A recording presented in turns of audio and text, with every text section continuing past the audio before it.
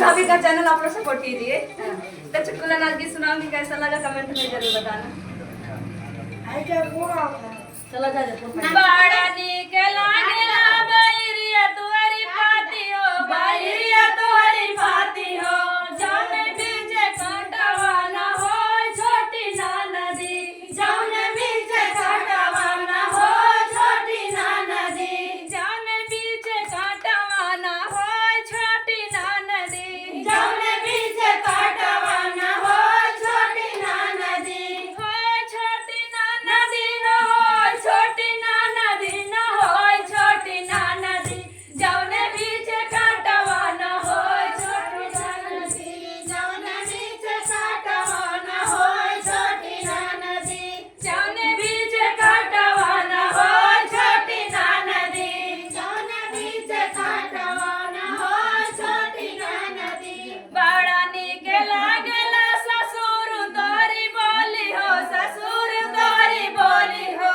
जौने घर के ससुइया ना हो छोटी ना नदी, जौने घर ससुइया ना हो छोटी ना नदी, जौने घर ससुइया ना हो छोटी ना नदी, जौने घर ससुइया ना हो छोटी ना नदी, जौने घर ससुइया ना हो छोटी ना नदी, जौने घर ससुइया ना हो छोटी ना नदी। बड़ा नीक लागेला बैरिया तोरी पाती हो, बैरिया तोरी पाती हो, जौने बीचे कांटावा ना हो छोटी ना नदी, जौने बीचे कांटावा ना हो छोटी ना नदी, जौने बीचे कांटावा ना हो छोटी ना नदी, जौने बीचे कांटावा ना हो छोटी ना नदी। बड़ा नीक लागेला जेठाऊ तोरी बोली हो, जेठाऊ तोरी बोली हो, जौने घर जेठानिया ना हो छोटी ना नदी, जौने घर जेठानिया ना हो छोटी ना नदी, जौने घर जेठानिया ना हो छोटी ना नदी, जौने घर जेठानिया ना हो छोटी ना नदी, और जौने घर जेठानिया ना हो छोटी ना नदी, जौने घर के लागेला बैरिया तोरी पाती हो, बैरिया तोरी पाती हो, जौने बीचे कांटावा ना हो छोटी ना नदी, जौने बीचे कांटावा ना हो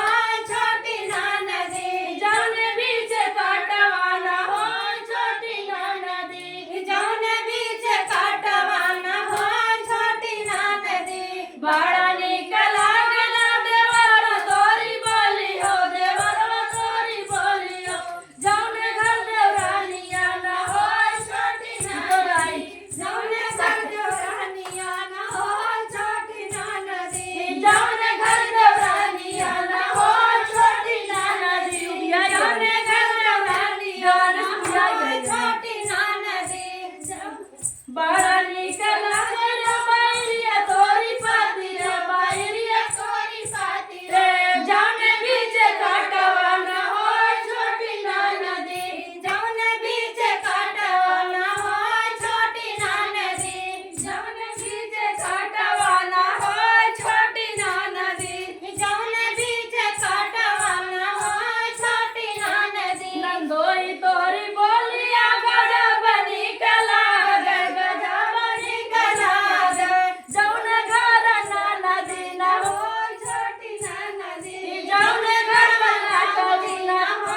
छोटी ना नदी, जौने घर नदिया ना हो छोटी ना नदी, जौने घर नदिया ना हो छोटी ना नदी। लड़ाई दे। तो दोस्तों ये कैसा लगा आप लोग? एक दूसरे से नहीं लड़ा, दोस्तों इतना मस्ती करते ना जीत ना पाएंगे।